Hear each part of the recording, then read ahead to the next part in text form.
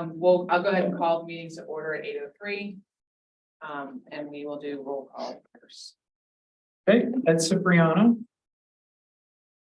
Michael Diven here. Andrew Grove. Wait a minute, let me just look here real quick. Yep. Promote. Promote. So let's go back to Andrew Grove. Here. Stacy Hill. Here. Tom Langston. Yes. Kristen Reisinger. Carrie Ressler. Amanda Rost. Here. Shelley Saba. Here. Ian Smith.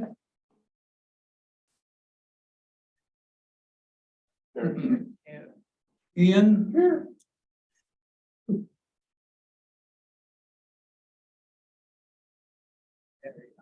Yeah, he's watching TV. Like Hey guys, this is Ian. I'm here. Wi-Fi.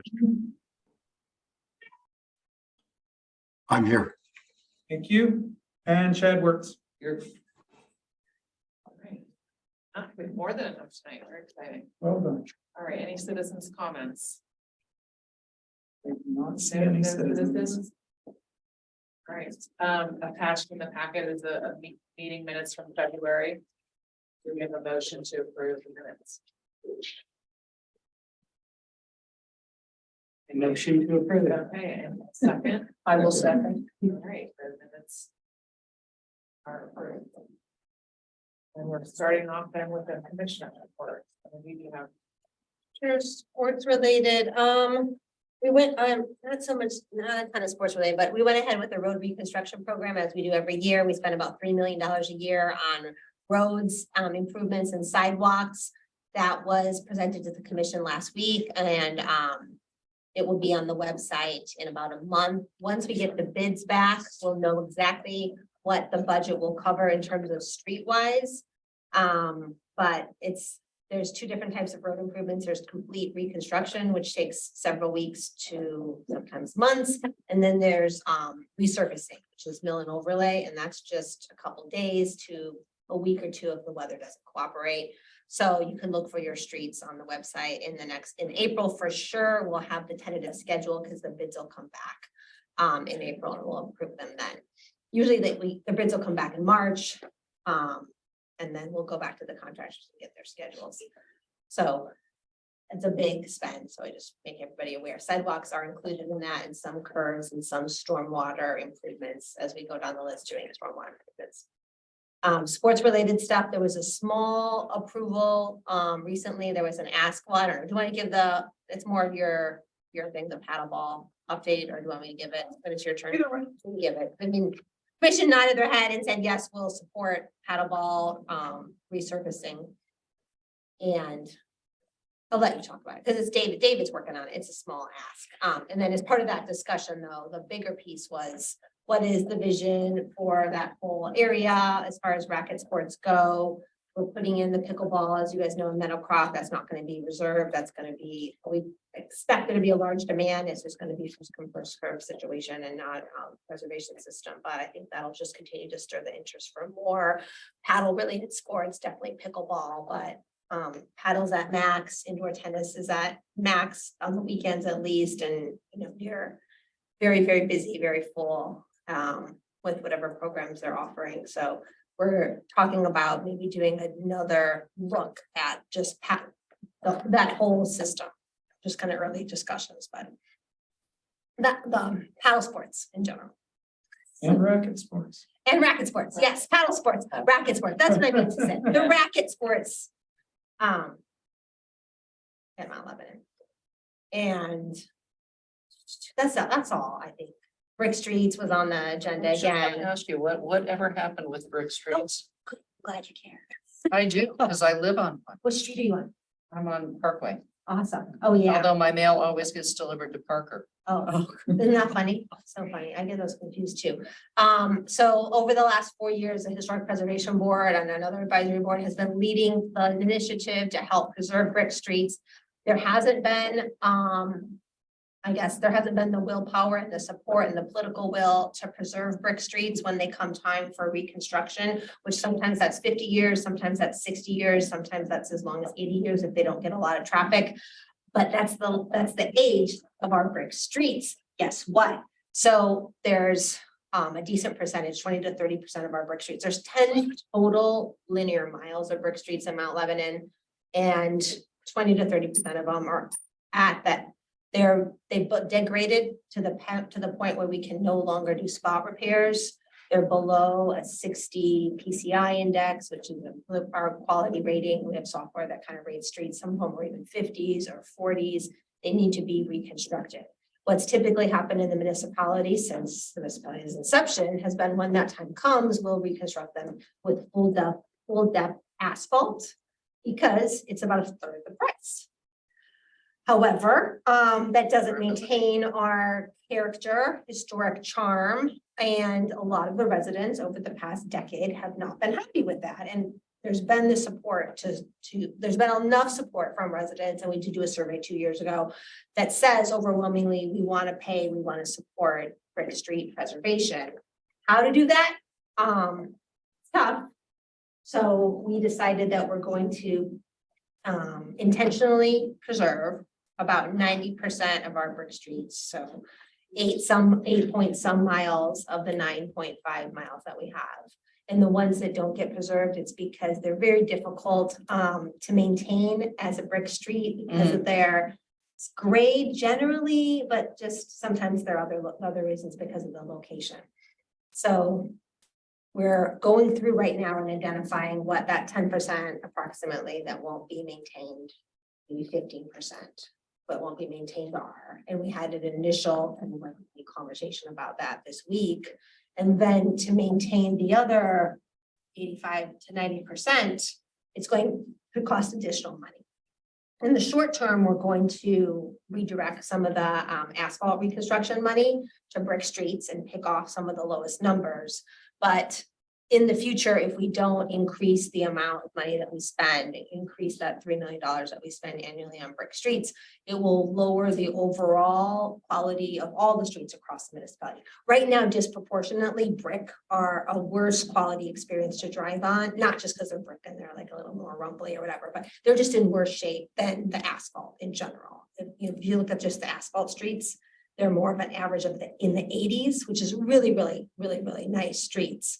You probably, when you're driving on the streets, you probably don't notice anything above a 70 in terms of quality. But when it gets below a 70, you might start to notice like, oh, my car's making a little noise when I'm driving on the street. And then when you hit 60, there's a big point where you're like, oh, I don't like this road anymore. Yeah. Where are we? Are we not like so I'll just kind of end with, we don't fund more money to reconstruction and repairs for all of our street programs, including brick streets. Then eventually in 20 to 30 years, overall, all of the streets will be around a 60 PCI. So they'll all be lower than we are experiencing today. Right now, if we average out all the types of streets we have, we're about a 78 PCI today. That changes between 70, it's usually closer to 70. It happens to be really high right now, because you may have experienced a lot of utility work in the last 5 years. So the utility companies have been paying to resurface our streets for us, and they actually are continuing to do that on Osage near Cochrane soon. Just got a call from, I think the water company is going to do it. I know that's going to be a fun one. I said I need the schedule. That's going to be hard. You know what they say. Yeah. You know that neighborhood has always had the road. It's always. It's a week like the day school starts. They start next week. Leave it alone. I was like, you can. There's a whole year. One of the You're only off. ways to get to The Jefferson Virginia, is always. yeah, Virginia Manor has been, the entrances have been under construction, like 3 of the last 5 years. During school. Okay, so is that too much information or? No, actually, so I have a question, and this is just me on a personal note. How do I find out which? Yours makes sense. Okay, which is great and fine, but if, like, I'd like to know, because I do have an interest in it, and if there's a way for us to even Advocate to fundraise to preserve the others, then why not? So I'll reach out to you offline. Yeah, that's good, and I'll let you know in the Okay, next conversation. Thanks. Anything else? All right, then the next item is the prioritization of sports-related improvement projects. So I was late getting this back to David, but he was patient with me, thank you. If you go to the last page of your packet, the one that's horizontal is the one that I did at noon today. This is kind of where we left off. So we discussed this a little bit last week, and then we decided to sort of reformat and then take a second look this meeting to make sure we liked where things were. So the way this is sort of formatted is everything is under it's divided up by park or by I guess it's not, they're not all parks, so like the rec center, the paddle tennis center, bird park, all of them are sort of grouped together. Anything highlighted in yellow is one of the top 10 overall rankings, and then within each sort of park we ranked. We have like a sub ranking to kind of help us figure this out. So that is that. So I guess we're gonna open this up to any discussion as to what we think any changes could be. Are we happy with where we are? I think we made lighting and turfings Middle and Seymour one item, even though they're technically two, but we're expecting those to happen together. Bird Park, we kept split because they could do the bathrooms and not the surfacing. That could be two separate things. I think that was the argument there. The ice rink resurfacer was for 5 with Brapperton phase 2, which we kind of grouped into the things that would happen after the initial spend they are doing that was approved already. So this would be like parking lot, what to do with the basketball court, should it be a basketball court or a playground or a multi-purpose surface or that kind of thing. So that's phase 2. 6 is back on the other page with the lighting, tennis courts 1 through 8. And then 7 is golf course restrooms, 8 is North Meadowcroft basketball courts, phase 3. 9 is the signage. I think the idea there was that it was kind of low hanging fruit, so we didn't put it, it's got a good start to it already, so we didn't put it higher than 9 because of that, because we felt like it was already sort of. Motion, yeah. And then 10 we added at that very last minute was turfing Dixon Field at the main park. So does anybody have any thoughts or comments about what they see on this or how it's organized? Anybody want to make any changes? I'm seeing now, David, that I probably should have put 5 and 6 under main park under the rec center site analysis and expanding and improving. That should probably be 2 and 3 underneath the thing above, because that's the first one's the building, right? Rec center, ice rink. Building projects.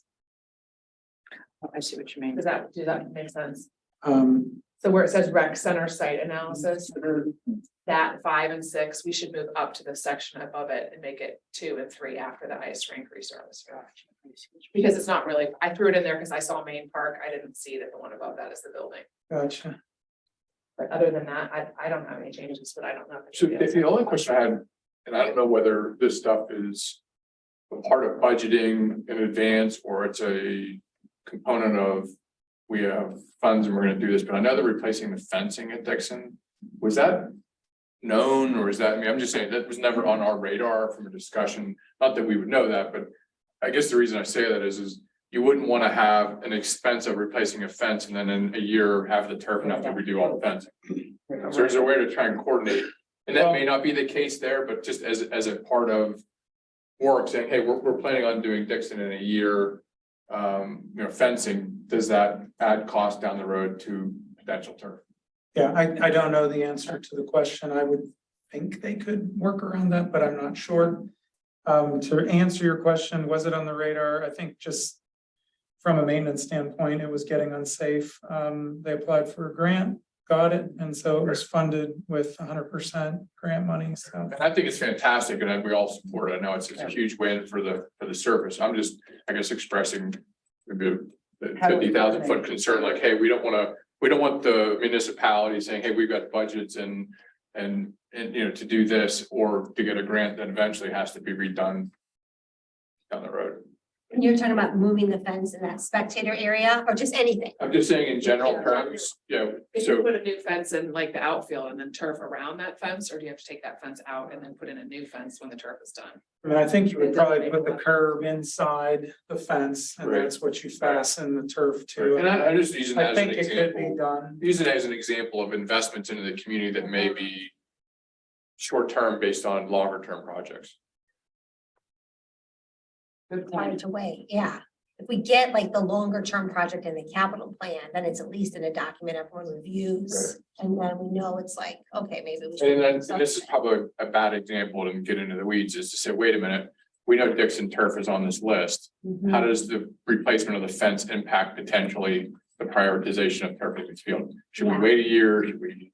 Like, I just saying that that's kind of, I know this is kind of weird because it was a grant that was given Yeah, and it's like- you don't want to, Turn something turn something down. Right.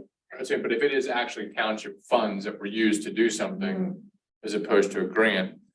Just, does Yeah, I think, I mean, that make sense? yeah, getting it on this list is good, but we need to like take the top ones like we did last year and get them over to the capital plan. And then it's like approved by the. Right, so is there a way to look at recreation department and municipality projects that would parallel some of the things that would be on our list?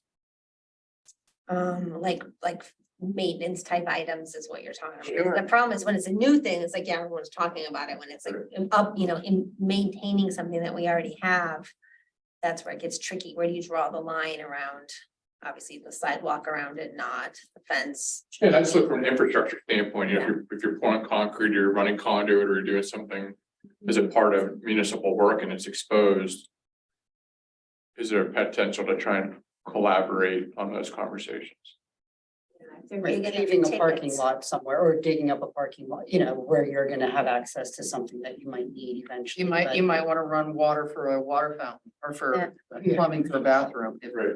Yeah. So you're not- you're not Hypothetically, digging again, up- it's probably not an example, but let's hypothetically say that the power for middle field would generate power for Seymour. And so if they're gonna resurface the parking lot at Dixon, run the conduit, even if there's nothing to run it to, so if you ever ran the lighting, you don't have to redo the parking lot as an Right, objection where to you that get project. the conduit through it, yeah. Yeah, the tricky part, I'm trying to think what the trigger would be, like if it's a maintenance item. Something's broke, we're just gonna fix it. Right. And I don't think that's really what we're looking, I think it's Yeah. more like a, It'd be a bigger Resurface. project, it'd be a bigger project. Patching, we're just to fix it, but a resurface Right. of a parking lot. So is there any repository for major repair or maintenance that's being done that or a person who's responsible for that, that we could even message periodically and say, this is what we're thinking of, is there any implication for what you're doing? As far as major projects, if it's major enough that it's capital in nature, then yeah, it's in the CIP. And then as far as who you would contact, Phil Lavolio is the Parks and Facilities Coordinator. He's very accessible and responsive, so for example, he's leading this fencing project right now. Okay. sure, I say, if someone said it would cost us $10,000 to run conduit from the feed source to this. And down the, in 2-3 years, we get the lighting in, but we don't have to redo the parking lot to run the conduit. Like, those are the types of things that would be upfront good to have conversations, because once the project starts, you can say, oh, we can't do that, it's not part of the scope. I gotta look and see if it makes it into the minutes, but in every Parks Board meeting. Phil goes down for 10 to 15 minutes and says every single maintenance item he's working on in the last Okay. month or gonna be working on in the next month or so. That's, that Parks might be interested in. Yeah. So he's doing it and it all overlaps with rec. I mean, it's literally on the same stuff.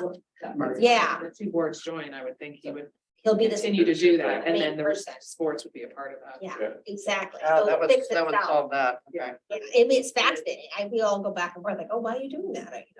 What's that mean? Did the grant there was a grant we applied for McNeely, the access road and whatever happened with that? Didn't get it. You didn't get it? We didn't get it. We didn't get it, and I didn't know we didn't get it, and I just found out the other day, but I just wasn't in the loop on that one, otherwise I would have told y'all. Do you have any more information other than we didn't get it? Nope. Yeah, that's all I heard too, and I tried to find out why, Try or who again. did get it. Yeah, no, I don't know. Are there other similar things to apply for that Nothing same now. project? But we're looking, Because is that something we should put on this yeah, list? if you feel like it's, top 10. I do personally. If anybody doesn't know, so McNeely is the park that is like not a park. It's a huge piece of land that nobody can actually get to or use. And the grant was to just, correct me if I'm wrong, but it was to put an access road in and a small initial parking lot. Yeah, And then from that, which it's like a starting point to get people to like in the park, and then you could start to think about what can you do with this space. Whether it's fields or a dog park or walking trails or all of the above. Well, the trails were in there too. Trails were part of the. Was there part any of the original significance to grant. McNeely? It's just the road, right? no, it's a huge, how many acres are it? But there's no significance to the name, right? Name. Oh, I'm sorry, the name, I don't know. Could you potentially market the naming rights of that property I for was just infrastructure? thinking, same thing, like Allegheny Health, Dick's Sporting Goods. Or whatever, is that corporate, or private? Whatever. I don't think it's named McNeely Park, just because it's on the road. That's what I always assumed, not because of any other It could be a reason. legacy issue, could be a corporate Right. relationship just to put infrastructure in. It's not McNeely Park. I was in an economic development forum that Dan Miller has, our state rep, and this is with Dormont, Capital Shannon, Upper St. Clair, just last week. I think it was 2 weeks ago. And he asked about McNeely and he said, he's like, get me something that I can approve. I want to find you guys Mount Lebanon some grant money here. Give me something. This is ridiculous that we've had this for 20 years and we're not using this, key asset that's for parks and recreation.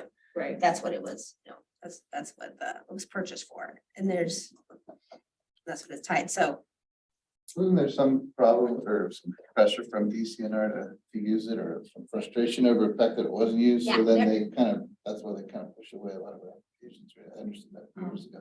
Something along those lines. Wasn't there some history there?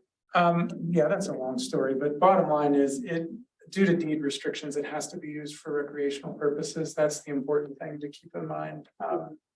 As opposed to commercial or. Right. Yeah, you can't develop it for Right. other than recreation. I think a past commissioner tried to sell it or tried to work on selling it and working around it. And that maybe pissed him off. Discussion, but Going I remember, like, I don't wanna, in the early part of my tenure on this board, we were writing a grant application and I think the feedback was some sort of frustration over the history before that. We were like, well, okay. So David, So, could we, we weren't aware of it. at the end here, between Mount Lebanon Golf Course and all parks, could we add McNeely Park? And then the line item would be whatever was sort of in that grant. Like initial Access road and. access road, small Parking, parking and trails, I think was what they essentially Yeah. was. between golf course and all parks? Yeah, What would you guys rank that? I don't know, that's the next Yeah. question. Or could we just, no, not under all parks, McNeely, okay. And I mean, Um,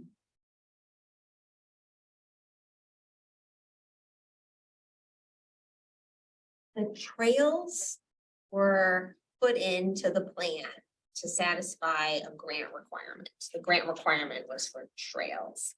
So we could have a little more flexibility if we just made it an access road and parking lot or parking lots.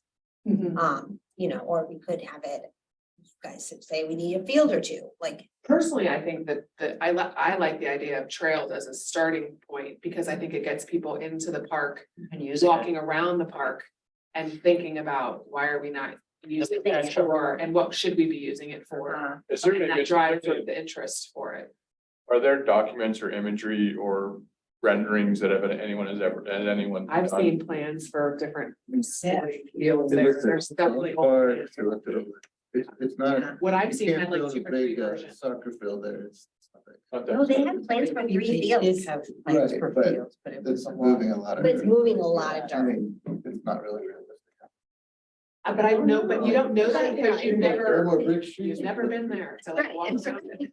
That's right. I think if you got in there and people could start to see it, you would have, I think that would start some sort of brainstorming about what would be the best recreational use for it. So I have a question. Is there anything that prohibits a community group from volunteering to create the trails in there now? No, not at all. The Okay, access road is the biggest issue. There's no way to get in. okay, And there's Yeah, there's no no way to get in there. Great parking. okay. I don't even know, like, it's like off McNeely Road, but like drive down McNeely Road, you tell me what. Yeah, is there is an entrance? It's a good time to go right now. Because that's what I'm Open a thinking, little because bit, right? but the leaves aren't out yet. Yeah, before, right Right now, now, I was like, yeah. great. So let me, Like, let me change the conversation. As a young person in Mellon, Mhm. what do you think about that type of resource or facility or? It would keep a lot of bad stuff bad stuff that would be happening, would not be happening as much, and it was more like publicized. What was developed? Yes. Yeah. I can say that, from what people, 10 miles. yes. Right, and what would you envision if you had the ability to put something there? What would be unique to We'll your, start- for probably your age start group? with trails, but basketball courts with the lighting, especially if you even drive up there, like after school, the basketball courts by the high school, they're always in use, or even the volleyball Mhm. courts up there are always in use, sand volleyball, so something along those lines. What about a skate park? I was just gonna ask the same thing. Yeah, people would use that. Yeah, that's what I was That's a big. Skate park, yeah. Kids are having to go elsewhere. Yeah. And it's. There's the one by Forsyth, but. it's kind of Right. like out there. Where that That out is in a South hike. Park is the other one. Yeah. Yeah. Yeah. In South That Park. is where I am. Okay. So would we put that, so personally, I would put that before the Meadowcroft basketball courts, which is 8. The golf course restrooms is 7. I think I would put it before that. But again, this is just my own, this is all my opinion, not, there's no. Yeah, I'm thinking if you did basketball courts on McNeely, then Yeah, I mean, it's, you would still do the basketball, You would but still that's do- like the resurfacing of, right, repaving the courts that already exist. right. Could you Yeah. add Dixon turf to Seymour and Middle? Like to use that one? And keep it and add it as a 10. Yeah, no, yeah, make that 10, but That was a 1. No, I put just, Turk Dixon as a 1 and 2. I'm saying Seymour, Middle turf replacement, and then, you know. Throw all those consider in, But Dixon in I think that I'm not parentheses. sure those would be, well, that you could do consider Dixon. I'm not sure all of those would be done at one time necessarily. It would make sense. It could be one project though. Solves the math problem too. That's what I would call When we, yeah, whenever we do think about McNeely, there's not much pedestrian access over there. It's really just a drivable location. So think about it in terms of what are people willing to drive to, maybe stay at? That would be like a full game. So like an outdoor pickup basketball court or outdoor pickup pickleball, it's probably not the drive thing. It's more like indoor scheduled year round. Or outdoor fields, for sure, if you can play a full game on them, or tournament, you know. I think the same thing as an opposing view is if you create a destination, which a lot of our opposing communities have done, driving is not not an issue. It's not an obstacle. Yeah. If Oh, no. it's an appeal, either indoor, outdoor, infrastructure, if there's an appeal to the community, obviously public transportation is huge. But I think having the ability to build something, I think the community would be drawn to it. And because it's a drivable primarily location, we'll need parking for it. Sure. Oh, yeah, of course. More Right. so than, But I think we have that challenge now with the way things are spread out yeah, Mhm. as it is. yeah, but something like this in this location or the South Garage or, Main Park. You could argue that most people could probably get there on foot or bike or whatever. Is the signage for the parks, number 9, is that far enough down the line that we don't need to have it on our list? I The think, numbered item? I think you could take it off. I mean, I think it's on there for the priority of just showing it, but you could make that a non-number and, I don't think that the number. It's not numbering, it's not gonna like help the No. project. It's going, and it I don't has think enough so. steam that it's happening. That's Yeah. what it seems like. You could take it off. Let's make then, McNeely 9 for now. And, Signs, and, just the, and, yeah, fines, it's like a footnote, but it's kind of in the works. Anybody online have any ideas or thoughts about numbering anything differently than what we have it?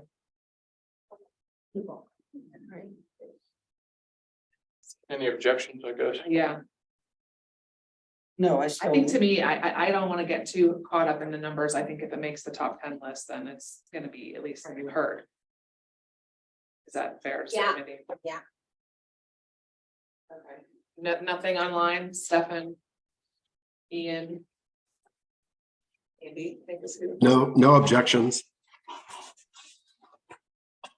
All right, does that sound good, David? Are we good with that list for now? All we did was make McNeely 9 Yep, and put sign project as in progress. We moved rec center site analysis and expand renovate existing recreation center up underneath the recreation center ice rink building projects heading. Yep. And I think that's it. yep. And then McNeely would have its own heading as it's its own park. Okay. Is that good? Yeah. McNeely / insert corporate name here. Yeah, right. What it could be. Your name. Yeah. Your name here. Okay, that sounds good. And then David, what for timing, do we do this again next month or when is the time where we sort of submit that? Well, I need to kind of get to work on the capital improvements plan soon. I mean, we do, if you wanted to, hone it further in April, you could do that, or you could just call it final now. It's up to you. If you didn't meet again in April for some reason, we didn't have a quorum or something, I would consider what we have here the final Okay, draft unless someone well, let's says. throw it on the April minutes just in case somebody has another thought or something changes, but for the most part, I would say we're pretty close. Okay. Okay, all right, we'll move on to the next item, which is standardized field signage. So we have submitted, Yeah, want me to take that or? yeah, for sure. Yeah, so everything that Tom presented at the last sports advisory board meeting, you guys remember, or most of you remember the packet that was sent over to the designer. I think you met with the manager probably after that. And so unfortunately, the Parks Board wasn't able to get us a list of what signs that they wanted and what names that they recommend. So there's a little bit of holes, but we went ahead and sent it to Colano and asked them to give us a proposal. And they just got back to us this week with some numbers. And I haven't, it's kind of like, it hasn't gotten to me yet. It was actually just today, but I know that the sign types that they're saying is going to be in scope are what we are asking for, which are park signs, site ID on existing brick pylon. I'm not sure what that is. Interpretive panels, trailblazer signs, entrance and exit signs, rule signs, which would include rule signs for fields, rule signs for the turf, rule signs for batting cages, etc. Regulatory signs such as emergency signs and regulatory signs that include parking signs. And that could also include restroom signs. So field signs are in here. I think everything that we want will come back and it's moving forward. And then they're gonna only need a couple weeks and wanna talk to us about initial designs. And so obviously Tom would be the person I'd reach out to help review that. Is there anybody else on the sports side that's super interested in looking at designs for signs? I'd help out if you want. Sure, of course. Okay, cool. Thanks. And just to add to that, that the school district has expressed a common interest and they're waiting for the township to take a lead, but they will follow once the structure of the sign process is approved, size and locations, the school district has the intent of doing the same, following the lead. So initially what we talked about was the high school or the school district fields and the municipality managed, people don't understand the difference between what is and what isn't, and finding fields and the name of them. And so when we proposed the township, I guess municipality, to redo all the signs, I approached this district and they were like, absolutely 100%. So they were common look, different colors, but common look, common theme type to identify. The idea was the municipality would have like the green Mount Lebanon logo signs and the school district would have a blue, Yep. blue devil Mount Lebanon sign. Yes. And then everybody would start to realize like which one belongs to who. And so this initial next phase, or this next phase is going to be sign designs that include miscellaneous sign types that I mentioned for the following locations. Dixon Field, Flaherty Field. Yeah. Flaherty Field is what I see in this request for proposal. Clint Seymour Field, Cedar Fields, John Doctor Field, Bird Park, Rafferton Field, Hennis Center, Mount Lebanon Golf Course, Mount Lebanon Pool, and then MLSD Athletic Services, which include 9 locations. So that's what we put in our request for proposal, and that's what they're responding to, because Tom and the sports board was really on it. Put together a comprehensive package, talked to David Bunch, talked to Rudy, talked to Phil, talked to the manager. And And I think universally what was agreed upon was structurally, it'll allow anyone in the township that has, whether it's parks or sports, once this is built and organized, you know, David wanted to put a sign on a facility, it's done. Right. the design's already there, just You just have make to it then work. The same. get it approved as opposed to this massive undertaking of every field and every sign and every park and every Mhm. thing being done. Keith was super supportive of just, let's get this thing organized and approved, and then we can knock, you know, Do knock something, show some progress and then copy it. progress. Thanks for support. Thanks, Tom. All right, comprehensive plan advisory group. Andy. No update. We haven't met since our last meeting. Temporary lighting for the upper practice field. Just a couple of things. One, we did have a couple of things happen. An engineer came out, did some initial analysis. Obviously, the hillside post is a problem for temporary. There's a belief that 4 portable temporary light systems could be used to light half the field. It would not be permitted for Whitfield games, but it would be allowed for practice and in use. There was also an initial value excluding labor, but the actual fixtures, if it were to install lighting on the one side, and I believe that there were 4 to 6 posts that would be put in.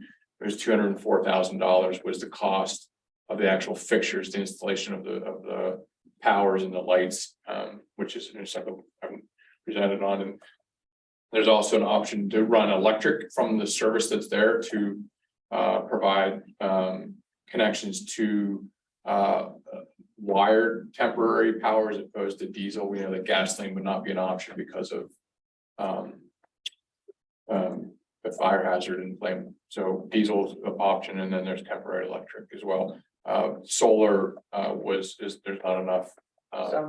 Not enough power to, so the solar panels would be bigger than the actual light panels. And then the other option which came out of it, when the engineer looked at it, was the ability to install, which they referred to as wood poles, I guess, like a telephone pole, would be able to be easily augured into that ground without having to disrupt the turf. And the light towers could be hung on that. So that was another option when the engineer was there looking at it. So continue to have that conversation. The 204,000, that was that you were talking about, that was for permanent fixture. Is that what you were saying? Oh, permanent. Okay, so that's not. Those would be that 4 sounds- posts. Correct.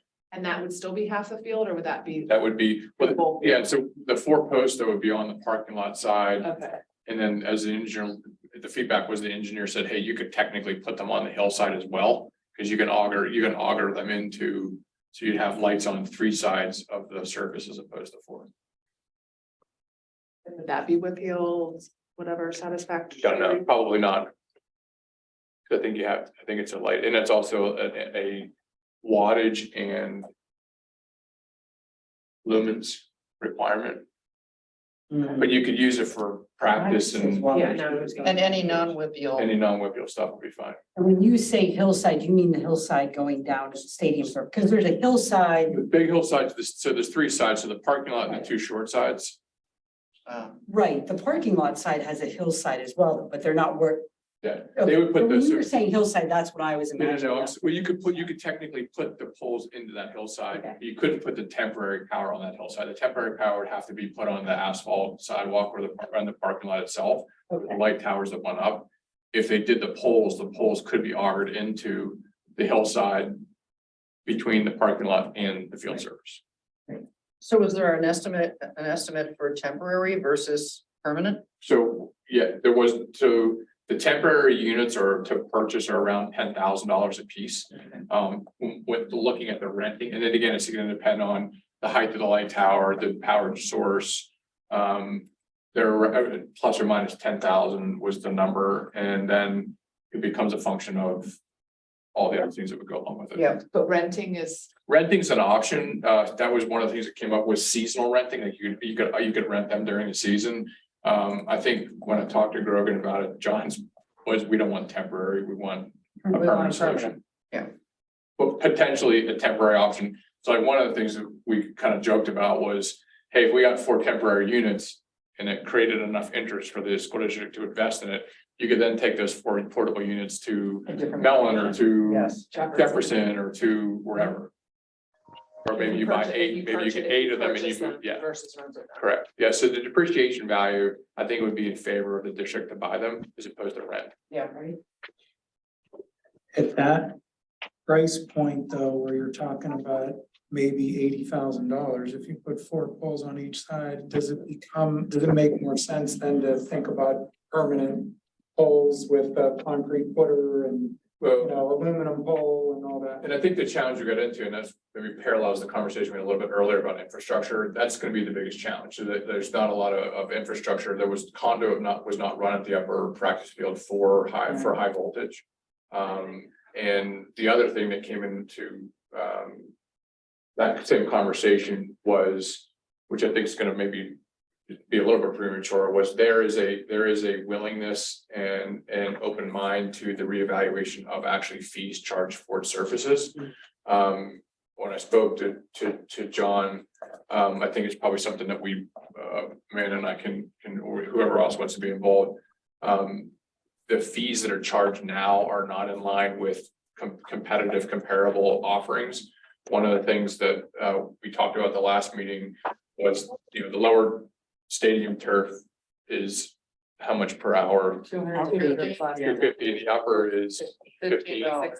So historically, the teams that were on the lower turf are now moving up to the upper turf. So it was a function, and we even talked to David about it, was, can we come up with a standard fee within the rec department and the school district that there's no incentive? So if the upper practice You field don't is need to fight it over right. middle versus rock pile or rock right, pile the versus. rock stadium. pile is 50, then Dixon's, or the middle would be 50, right? Come up with a universal number. Having to have that conversation, Amanda's done the Brody, utilization. feeling it, uh, 2 points. The Maybe utilization, 20. the utilization study would show a correlation between Brody's coming alive. Got 10 points. increased usage. The increased usage A of D too. fields that The were, stadium, the fields that are lit. So the increase, so the stadium's 30% usage. Oh, Mike actually scored. Yeah. So the stadium has the 30% utilization, remember that range? It depends on the season. It's like 5% in the spring. Yeah, so I think they're interested in the correlation of, wait a minute, if we charge less and use it more. And we equalize $15 to $50, this $80,000 proposed expense of lighting it is a very easily solved Can be funded. very, very quickly. So I think there's a And couple. then you have less use of the, then you might mitigate your concern And I about think- using the. I think the other thing too, was an interesting Just have to bring conversation. it up to, I don't have the exact Yeah. numbers in for the stadium pricing, but when I did it, if you just bumped it up to 40%, you could make like $16,000 to $20,000 more a year. Right. And you're not over, that was where the curve kind of maxed out. So like, we want to optimize the money that it can be raised. And increasing the utilization, and you still, no one can argue you're overusing and you're at 40% utilization. And that's where the other thing that John raised, which I think was really cool to hear, is there's a lifespan on that turf and it has an impact on usage, but typically you can't outuse it in the lifetime. So if it's controlled use, Yeah. you can't outlive the turf in that time period, right? We're seeing that at Dixon, Well, that's or at Middlefields. I think that's the best case scenario, I mean, Yeah, to show that that's so that is used 90% of the time and Still. and still outliving it, Right. it's like. So that was another part that It's he not- raised. He raised up and said, hey, is there a way to show that if increased use was part of it, wouldn't disrupt it for high school sports? Well, I think the idea is that they get first dibs and then when it's not being used, I mean, the times that people want to, that would be helpful to use it is weekends and that no one's using it. The last thing I think I'll add on that was from a lighting standpoint, the cost to light the stadium is multiplier of what would be proposed. So every time they turn the lights on there, the age and the power and the energy, the high school does not make a practice of using it unless it's for games. So it would be a cost savings to use the upper field if they did it. I see what you're saying. So if they could have a practice up there, they would opt to do that if it wasn't a game because. Is it ever an issue, and I could be like that they have to have a maintenance person when you use the stadium? Custodian. Yes.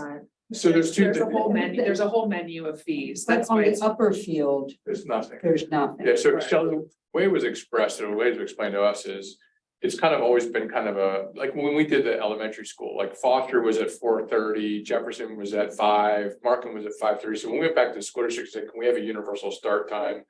They said, sure. And so, and then when we talked about the stadium, you have the bathrooms being open, you have lights, you have the scoreboard, you have the press box. And so when someone says, hey, I want to rent the stadium, they're assuming that you want all these things, and so they put the cost of the janitor and all these maintenance in the bathrooms. And for a lot of reasons, you don't need that, you just need turf. Well, technically there is for practices, it is $16. I'm gonna see, lacrosse is trying to do this for picture day. So they're trying to rent the stadium for picture day for a couple of hours and they're getting the practice rate because we don't need the bathrooms, we don't need cleanup, we don't need maintenance, we don't need whatever, we just need the field Yeah, the Or- first spot. a couple of hours and we're supposedly getting the practice rate, which is the same as the upper practice field and the middle term, which would be the $16 an hour. Because I did read in the minutes about like the North Park field that, you know, where there's. Their menu, and I business liked right their now. pricing system. I liked how that was. You have a menu of things and you check off what you want and it's an extra $150 or whatever it is. If you want. If you want it, but it's very confusing now when you go to try to rent it and do the paperwork and stuff. It's quite the process. And also they do it for all of the community. And then there's different rates for how many like Mount Lebanon residents are in your program or what have you. But it seems like for youth sports, who's using it the vast majority of the time, we could have one set rate. Like there's nothing that says we couldn't have our own rate for the different things that match what we're doing. Like a practice rate, a game rate, and that includes this or that. That would be a simpler option for youth sports using the stadium for sure, so. Okay, anything else on the lighting? And then the next item is the main park site plan and recreation center architectural study. That's a very long time. Yeah, we updated with that memo at the last meeting. The project team has not convened yet, so there is no update other than that at this time. There's the timeline though. Is there gonna be a rep from Parks and Sports on that project team? They are going to have one from Parks and one from Sports. Cool. Yep. So yeah, I heard at the last commission meeting that they're planning on responses being back May, so they can start May, June. I don't remember the timeline. I just know I gave that to everyone in their packet last time and I think we were supposed to have convened before the end of February, but that has not happened yet. That's as far as I read. Like I'm waiting for that step. And no one from sports has been reached out. No one has been asked. Isn't Stefan the person that's? Okay, good. He is. Good. We got the person. That's what I wanted to make sure. Yeah, Okay, good. I was called Stefan, yeah, here we go, was selected to serve on the project team. Awesome. And Yeah. and Ian is aware of that. I did provide contact information. Stefan, did he reach out to you and try to? Yes. He emailed the group and is trying to set up like our first meeting, whether it's in person or Teams. But that email, I did receive that last week. I'm wondering if I was on there. Cause I know I'm on the project team. I don't Let remember. me, Maybe I'm, you know what, maybe I was waiting for. I'm assuming I'm gonna be available no matter what, so I was probably just waiting to hear back from the group and when the meeting's gonna be. I may have forgotten I believe you were on it. I Yes. probably was. Yeah, it was 2 weeks ago, actually. Okay, Just kind of it was, Good to know. yeah, I'm so, available. okay, it's in process. Excellent. So the new commissioner, Ann Swagger Wilson, she's the point commissioner on this. I stepped aside because she has experience with architecture and managing firms. So I'm super happy that she's and she has a lot of opinions on how to do a good job. She'll be very valuable. I found Ian's email. Yes, I did respond to Ian and I gave him my availability and that was on February 14th. So I don't have anything other than that. We'll move on. Any new business?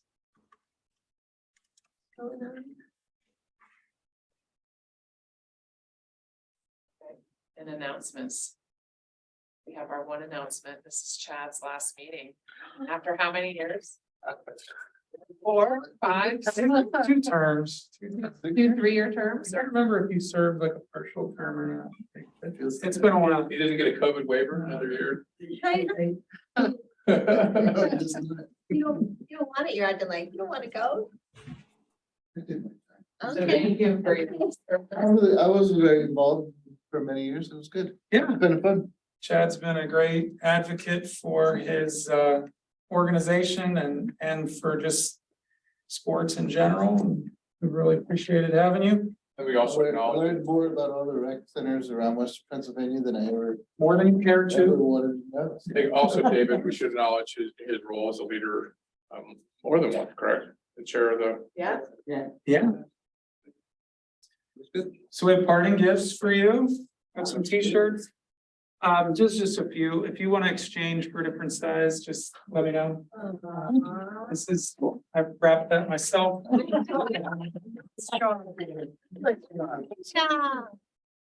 really, it's been fun, and it's been cool to be part of it. Been good. Yeah. And you can still, volunteer periodically if there's Just show up. somebody that we. Walk on- I was just Have you thinking, got some- somebody at Citizens Right on the Summit. street, I'll walk my dog past that. 5 minutes. Me all the time. Come by here, Citizens Summit.